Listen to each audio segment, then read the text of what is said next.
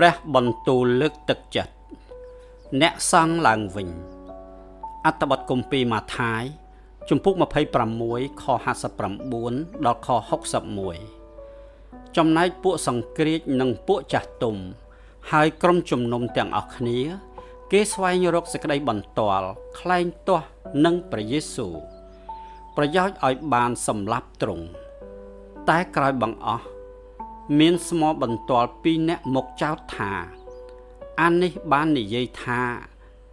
ខ្ញុំអាចនឹងបំផ្លាញព្រះវិហារចេញហើយនឹងសង់ឡើងវិញក្នុងរវាង3ថ្ងៃបានតើលោកអ្នកធ្លាប់ងឿងឆ្ងល់ដែរឬទេពីទីបន្ទាល់คล้ายដែលពួកគេលើកយកមកប្រឆាំងនឹងព្រះយេស៊ូវខ្ញុំចង់និយាយថាវាជាការចោទប្រកាន់ដ៏ចម្លែកការចោទប្រកាន់នេះគឺជាការប្រមាថដ៏ធ្ងន់ធ្ងរដែលគំរាមដល់ព្រះវិហារនៃព្រះដែលជាកន្លែងដ៏ពិសិដ្ឋប៉ុន្តែការពិតយើងដឹងច្បាស់នៅពាក្យដែលព្រះយេស៊ូវមានបន្ទូលព្រះអង្គមិនដែលមានបន្ទូលថាទ្រង់នឹងបំផ្លាញព្រះវិហារដោយព្រះហស្ថទ្រង់ទេកាលនោះព្រះអង្គកំពុងមានបន្ទូលទៅកាន់ពួកខ្មាំងសត្រូវរបស់ទ្រង់ហើយពាក្យដែលព្រះអង្គមានបន្ទូលទៅកាន់គេគឺបែបនេះចូលបំផ្លាញព្រះវិហារនេះចុះរួចក្នុងរវាង3ថ្ងៃខ្ញុំនឹងសង់ឡើងវិញយ៉ូហានជំពូក2ខ19លោកយ៉ូហានប្រាប់យើងថាព្រះយេស៊ូវបានមានបន្ទូលពីរូបកាយនៃទ្រង់វិញទេពាក្យដែលព្រះយេស៊ូវកំពុងមានបន្ទូលគឺច្បាស់ណាស់ថាអ្នកកំពុងបំផ្លាញហើយខ្ញុំនឹងសង់ឡើងវិញ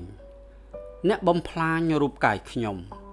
ជាទីកន្លែងដែលព្រះទ្រង់គង់នៅកណ្ដាលចំណោមមនុស្សជាតិហើយខ្ញុំនឹងរស់ឡើងវិញរយៈពេល3ថ្ងៃក្រោយមកព្រះយេស៊ូវមិនមែនជាអ្នកបំផ្លាញទេផ្ទុយទៅវិញព្រះអង្គយាងមកក្នុងលោកីដើម្បីបញ្ចប់ពួកអ្នកដែលបំផ្លិចបំផ្លាញហើយធ្វើឲ្យរស់ឡើងវិញនៅអ្វីដែលត្រូវបានបំផ្លាញនោះហើយជាកិច្ចការដែលទ្រង់កំពុងធ្វើនៅពេលព្រះអង្គបានប្រគល់រូបកាយទ្រង់ទៅឯសេចក្តីស្លាប់នៅពេលព្រះអង្គមានព្រះជន្មរស់ឡើងវិញនៅព្រឹកថ្ងៃបុណ្យព្រះអង្គមានព្រះជន្មរស់ដោយព្រោះទ្រង់ស្រឡាញ់យើងព្រះអង្គកំពុងប្រោសយើងឲ្យរស់ឡើងវិញជាមួយទ្រង់ដែរត្បិតព្រះយេស៊ូវជ្រាបពីរបៀបដែលយើងបានរងទុក្ខ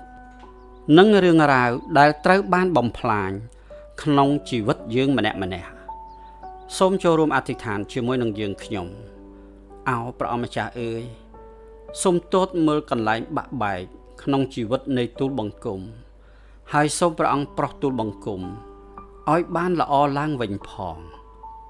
អាមែនតើរូបកាយរបស់ព្រះយេស៊ូវជាព្រះវិហារដូចម្តេចទៅការរស់ឡើងវិញរបស់ព្រះយេស៊ូវបានបំផ្លាញអំណាចនៃសេចក្តីស្លាប់ដូច្នេះតើលោកអ្នកនិយាយថាព្រះអង្គជាអ្នកបំផ្លិចបំផ្លាញដូចម្តេចទៅបើសិនជាលោកអ្នកមានបំណងចង់ចែកចាយសូមលើកឡើងពីផ្នែកមួយនៃជីវិតរបស់លោកអ្នកផ្ទាល់ដែលព្រះយេស៊ូវបានស្ដារជាថ្មីឡើងវិញសូមអរគុណសូមព្រះប្រទានពរ